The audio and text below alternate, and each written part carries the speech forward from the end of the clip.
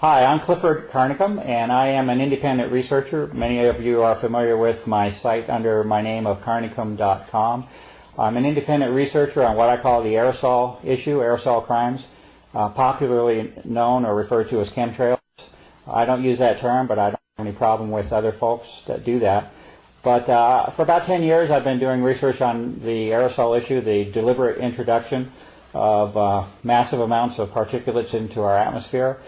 Our purpose here today is not to debate or discuss the reality of that subject. It is to go into a much deeper subject, and that is the biological consequences of these aerosol operations, with a particular interest in a condition that has emerged that has been called Morgellons. We will find that as I use this term, really any time in the future, and as well as now, I will put that term in quotes, and I think that'll become clear as we talk today. I'm here with Gwen Scott, Dr. Gwen Scott, a naturopathic doctor, a longtime friend, associate, and collaborator on research that we have done over 10 years now, with a great deal of recent activity over the last 3 months, specifically on, again, the Morgellons issue. What I'm going to do today is take about 10 minutes and simply make the audience aware of a series of papers that I have written. I will not go into in depth. I will not have time to go in depth, but I simply want to make the audience aware that these papers exist, the main subject of each paper that has evolved over the last 3 months. Then Gwen will have some time for some of her thoughts, personal issues and testimony related to this issue, and then we'll have a couple of minutes at the end to close. So my work will basically be a chronology, and my work on this issue started in August of 2006. And there was an individual that presented physical samples to me of a skin condition, along with the reports that wherever she went with these samples, that she either received no information back from the doctors, or that she was ridiculed, or that she was called delusional. This is how this individual was treated. This apparently went on for several years. She sent me a sample because I could not really believe that somebody would not respond to a physical sample that she was providing. Apparently not the case. So I received the sample, and I looked at this, and I posted the first article on the subject, and that article was called First Observations, and that was in August of 2006. That work was posted, rather phenomenal in terms of what it showed. It showed the presence of very unusual structures at the submicron level under the microscope, things that had no tie or continuity with normal biological processes, submicron fiber networks. And at the same time, the term Morgellons was emerging in more popular circulation about certain people that supposedly had a skin disease, and this is how it was framed, as a subset, a small subset of the population that had this skin condition, who, by the way, were generally being called delusional or crazy along the way. That work was posted along with an appeal for positive identification of the unusual structures that were being seen under the microscope at high power. That call went completely unheeded for a full year or more. Nothing happened in terms of any response to identification of these unusual biological structures. At that time, this would have been in November of last year, a second individual provided me with samples in a much more direct form. I had access to the individual, and numerous physical samples were provided. Those were also looked at in great detail under the microscope, and at that point it was different because I had a match. I had only had the one sample from one individual for a whole year.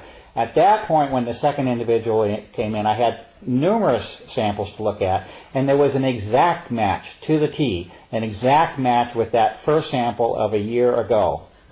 And in the end, there are about 4 basic forms that are showing up on my side under the microscope. They are as follows.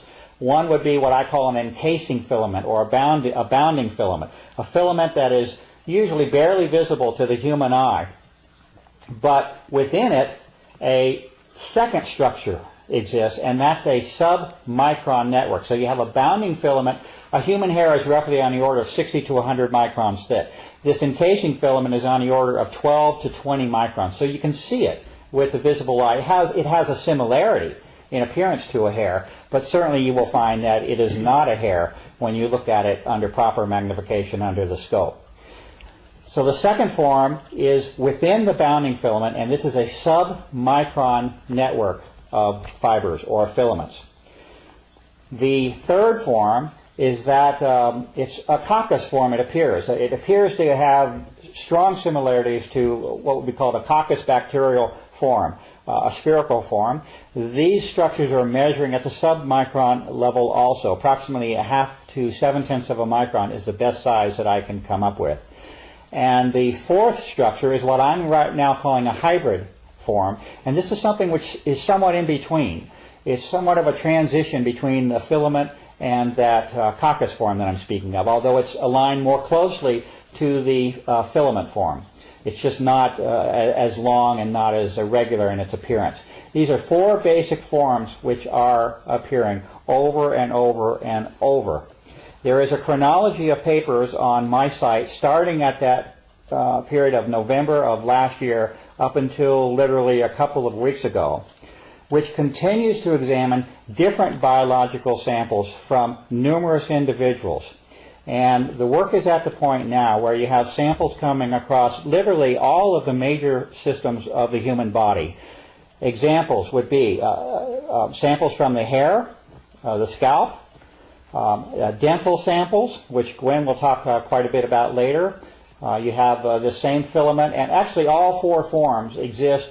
Three of them commonly occur in the outward manifestation of the body. That hybrid form is occurring primarily in the blood samples, it appears. But you have a series of articles which continue to document the same forms over and over and over, crossing the hair, the dental and gum system of the body, saliva, the urinary tract, the ear, the blood, crossing all major functions of the human body. Now, the reason that this issue has come into prominence is because not only has there been a finding of these unusual, I call them pathogens, I can come up with no other term than that these are pathogens. These are invaders of the human body which cause ill health or certainly I don't know how you can avoid the condition of calling it a disease in that sense, but Gwen and I have our own thoughts on this. But certainly the condition of the blood that I'm seeing over and over and over is not a healthy one. You have two things that are important here, I think, to identify. One would be that those individuals that were, let's say, segregated or classified as being an unusual segment of the population that had this condition called Morgellons, again in quotes, is plain false from what I can see. It is not, in the end, a small segment of the population that is to be isolated and segregated, as something unusual. In fact, the information and evidence is indicating that these same pathogenic forms, although they were originally found, it is true that those individuals that were classified as having Morgellons, again in quotes, those individuals called these forms to attention. This is where it first was examined, because you had something physical manifesting outside of the body, skin for example. So it is true that these individuals called attention to the problem.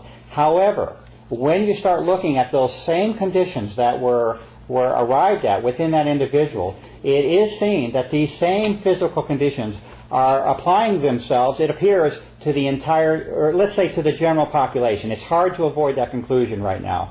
We have 18 individuals across 3 to 4 state lines that have contributed physical samples thus far, and the same identical pathogenic forms, again I can come up with no other proper term than that they are a pathogen, are occurring in these individuals. And the only distinction that I can make with the so-called Morgellons individual is that you simply have an outward or visible manifestation or visible form with that individual. But if you get into the blood and you get inside the body in these major systems, the same forms are occurring with all. Okay? So that's certainly one of the main points that I wanted to make.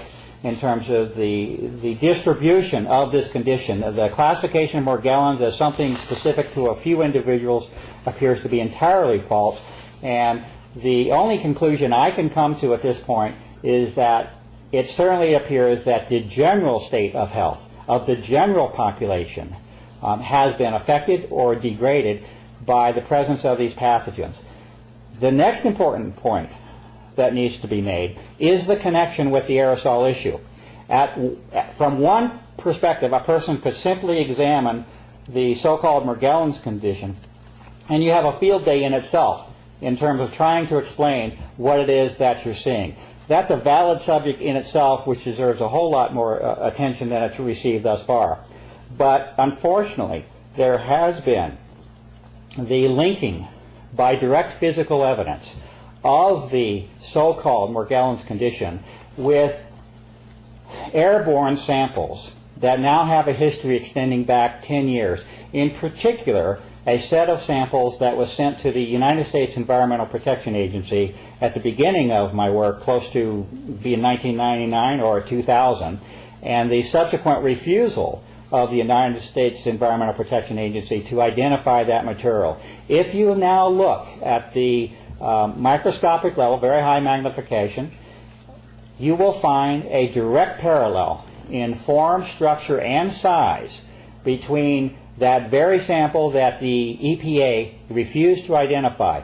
Basically, 3 out of those four forms that I spoke of, you will see within that single sample that the EPA refused to identify. And so obviously the problem here is that it appears as though there is a direct link between environmental contaminants and environmental samples and the subsequent biological manifestations that are occurring, not only within a certain class of individuals that have been given a name, but unfortunately it looks like they extend themselves through the general population.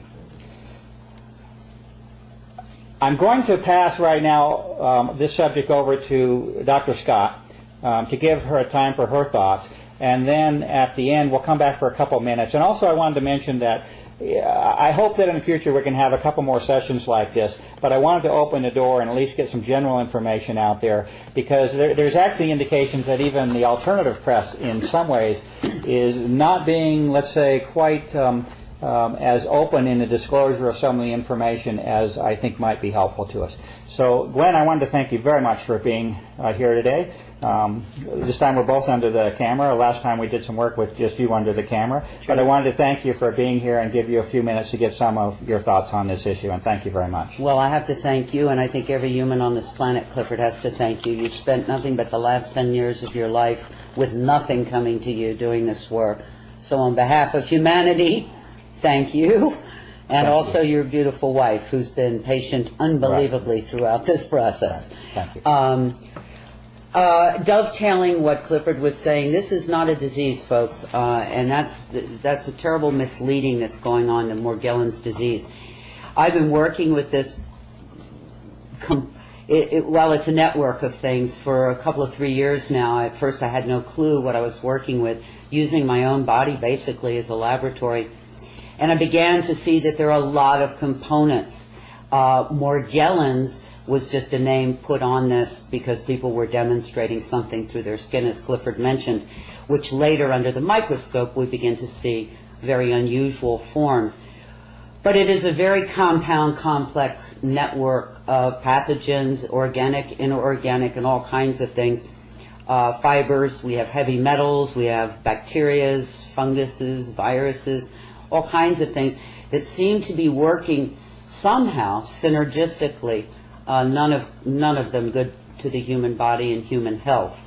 I was able to touch base with one of the people who actually was involved in the design of some of this, and I think at the time he thought he was doing his country some good, and in retrospect now realizes perhaps not, and so he's trying very hard to help anybody who's conscious of what's going on. And he did tell me that most of these pathogens have been genetically altered. so that some your immune system doesn't even know that they're there. They're cloaked. They're different. They can overcome. And I won't go into specifics, but just to say these are not your average bacteria, virus, fungus, and of course heavy metals are not average in the human body anyway. And these fibers, these unusual fibers, are wires that we're seeing. People have said, well, where is it coming from? Well, clearly there's been enough air sample to know, and Mr. Carnicom Clifford just made that connection for us, through the air. And remember, folks, and this is something people forget, we've sort of disconnected. Hopefully we can reconnect with some very important things today. Whatever you breathe in is systemic or system-wide to your whole body in less than a minute. And these things that we're talking about here are very small, tiny, tiny, tiny particles, goes into the lungs, go directly into the blood supply. No oversight, nobody knows, this is a slow process of discovery, can be changed on any given day without our permission or knowledge. So it's pretty disturbing when you think about it. But we do know that some of these at least are coming into us with deliberation through the air supply.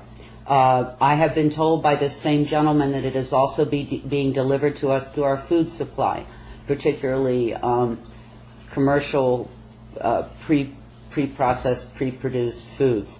Something to think about in terms of your diet. And also, I have a personal belief, I have no proof, that perhaps through inoculation, willing inoculation for many years, I say willing, we were sort of told we had to get all those inoculations. But anyway, so there you go. One of the things I think that is most disturbing about these times, that even the people who are conscious or aware, if they're not demonstrating fibers coming out of their bodies, they go, well, I'm sorry for those people, but it's not me. What I am discovering along with Clifford over time here is that every single human that goes through a series of sampling and testing seems to have this condition. I don't even want to call it Morgellons. It's a compound complex assault on the body. One of the couple of things, and by law, as a naturopathic doctor, I cannot diagnose or prescribe to you. But what I can do is educate you and share some of my own personal experiences. And one of those was I had a what I thought bad toothache one day. It was so bad I kind of went under the covers and said, help, to the higher kingdom. And it came to me that rinsing my mouth with red wine would help. And I did, and the results of that were astounding, terrifying, and stupefying. All of these fibers came flying out, and you can see that work on Mr. Carnicom, Carnicom.com website. You can see the photographs. That was probably 2 months ago, and to this day, twice a day, I do that therapy, and it continues to produce, perhaps not as much, but thousands and thousands and thousands.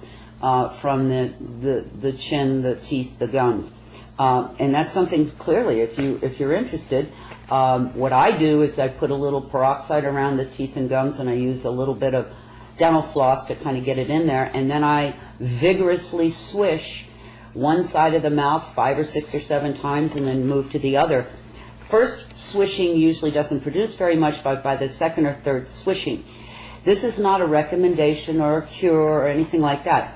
But a simple in-home thing that you can do, test to see if perhaps you too might have some of this going on. Another something that you can do is take your own body temperature.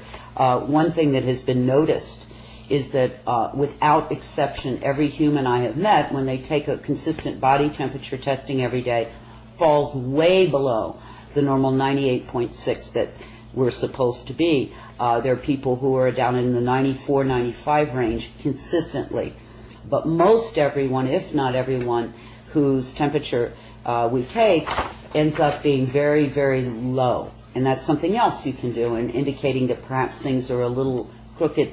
The reason I think this is important is, if not for yourself, okay, say you don't care about yourself, but I know you love somebody, you have children, you have a mom or a dad, a brother or a sister, you can just sort of look away or do the ostrich thing, but believe me, whether you and yours are dealing with the chemtrails, the aerosol spraying or not, it's dealing with you. And if we don't begin to accept that, as difficult as it is, and for most people of consciousness and good heart, it's inconceivable that anyone would want to harm their fellow man that way, by coming to the recognition that perhaps there are some folks who do, and for what reason I have no clue, then you have to somehow enjoin. You have to somehow decide that it is touching your life and in a big way. Ways that I have noticed and been able to sort of track through myself and friends and family and clients is a sort of a premature aging, and that affects every body part. Hair loss, all kinds of things, joint pains. And as I go along on the discovery, I'm beginning to understand that more and more of what we associate with aging and ill health can be directly related back to this system, this very kind of compound, complex mix that's coming into us, all of them taking tolls on in one way or another. If you are working, and I do suggest that you do, work with an enlightened practitioner, it's very important that they understand that we have a new paradigm, health paradigm, that we're working with now, and they need to become educated about all of the things coming into us.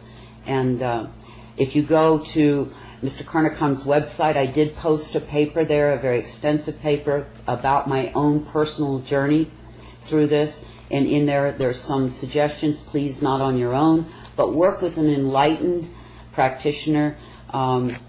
You're welcome to take any of that information to him or her to help you and yours achieve optimum health. Just a few final comments. Everybody says to me, well, okay, what do I do?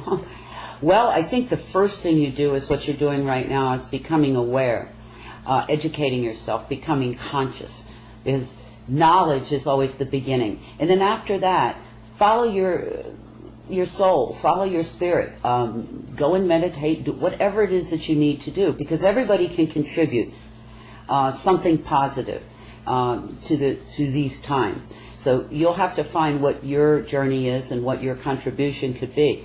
I would only say to you, to do nothing it would be sad, because every contribution means something. And I would also say it's hard not to get angry. It's hard not to come right back at it with anger and hatred, and they should, whatever, and all that stuff. But in my opinion, that it's that energy that got us where we are right now, and that even though this is so difficult to approach this way, to me it seems the only way, which is with love and compassion and kindness and all the light side energy, because in the end it's the most powerful, and I think can offset. The same person that came to me said so much of what's going on is vibrational, and if you look at Mr. Carnicom Clifford's website, you'll see a lot about frequencies. And we know that anger and hatred and judgment all carry a very dense negative frequency, whereas love, light, compassion carries a different frequency. So that in and of itself is good medicine.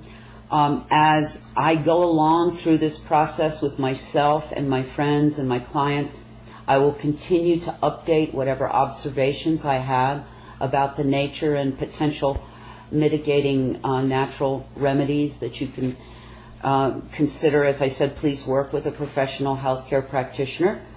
And in closing here, really, I just want to say, anybody watching this, bless you. Bless you for being conscious, and bless you for caring. And I know Mr. Carnicom Clifford has a few closing thoughts. Yeah, I just want to thank you very much, Gwen, and I hope we get the chance to meet again soon on this. And I suspect it might be helpful to have just more of a dialogue maybe the next time. But it's helpful to get some of the really just introductory. We're just trying to raise the issue on this. And one comment that with respect to this test that Gwen described with the wine. Unfortunately, this is not an anomaly. This does not appear to be something that is extremely unusual. It's unusual what is being seen, but this is not something restricted to a single individual. What has happened thus far in the tests that she has described, this is very real that we're speaking of, and this is why we're presenting this in a video. This is real, this is physical. And thus far there have been 18 people is our latest count, right? 18 people. We could essentially call this a random sample from across the country. Numerous states now have conducted this very same test. And I'm not a doctor at all, and I don't claim to be a doctor in any way. And I'm not offering a cure. In fact, we don't know 1/10, 1/100th of what is going on. But we do know that there is a specific physical test that has been established. Gwen is the one that discovered this. And thus far, on essentially a random sample of 18 people across the country, every single one of them is producing the same physical forms, which I must declare, the best that I can, as being of pathogenic form. These are not meant to be in the human body, what is being seen here. I'm not going to swear that every single person across the country and in the general population has this, but certainly statistically we're way beyond any norm. So I would like the audience to become involved to the point where they are aware that this is a physical manifestation which appears as though it may be affecting the general population, not something that we shove off to being a few folks like they treated lepers in the past. I also want to let it be known how the CDC has responded to this issue, and if we're counting on the federal government and the federal agencies to give us the scoop and the lowdown on this issue, we've got a very serious problem. Because if you look at the CDC's history here, they have been anywhere from completely ignoring the issue. They've taken several tactics, several along the way, and they change according to what appears to be appropriate for them at the time. One is complete refusal and denial to even acknowledge the subject. The next stage they got into was one of labeling the condition as delusional. They put it up on their website that this is a delusion, falling right in line, again, with a tactic that was used. Then there appeared to have been pressure applied to that agency, and they removed the delusional reference and acknowledged that such a thing might exist in some form, but we don't know anything about it, that we're going to do a study, but nothing happened. This was on for at least a year and a half. They declared an intent, nothing happens. It then evolves to the point where there's a press club, a national press club, where there's an acknowledgement of the issue. And what do they do there? They say that we're going to study this. There's no sufficient funds established for a study. The study is confined to a specific group of people with a specific health organization, Kaiser Health Organization. A very specific test. And who's the main scientific let's say arbitrator of this? The Armed Forces Institute of Pathology. Okay, this is who is supposedly evaluating the reality of this condition will be the military. So, and now we're at the point where there supposedly will be some information released a year and a half on this specific group of people. So if we're counting on the CDC or the general press to help us circulate information, there's obviously a problem. This is one of the reasons that Gwen and I are together here. On my side, there is a call for an appeal for assistance for positive identification. A lot of my work is specific, under the microscope. It's not something that's nebulous. There are very specific forms that are repeatedly showing up now, and they need positive identification, not a maybe, not might be. We need positive microbiological description, identification of what's there. And if it's a little bit beyond the ordinary, we need to know that as well. And my hope is that we're able to meet again, Gwen, and maybe just in a more conversational mode, go over some of the things that we're finding. And what I would want to say is, please, please, please, please, this isn't something you let somebody else take care of. If you do not become involved, if you look back through human history, and when there was a big problem afoot, and the people turned away, now we condemn them and say, well, why didn't they do something? Well, we've got another big problem here. And it may, and I hope I'm not overstating, but I think the health and survival of all human beings is truly at stake here. And so we can't afford to say, well, I'm busy today, or I got family problems, or, oh, that's scary, I don't want to get involved. You really, it's a soul call out. I don't think it's an exaggeration, and that's why Gwen and I are motivated to do this. We're speaking of something which has the potential, if not actually already doing so, and that is affecting the general state of the health of the population. On the whole planet. Yes, and with a great deal of evidence can be attributed to very specific environmental operations and programs that are being conducted. And with that, I would like to thank you for listening, and thank you, Gwen. And I look forward to meeting with you soon again and see if we can get into a little more detail on some of the things we've been doing. Peace and blessings. Thank you, Mike.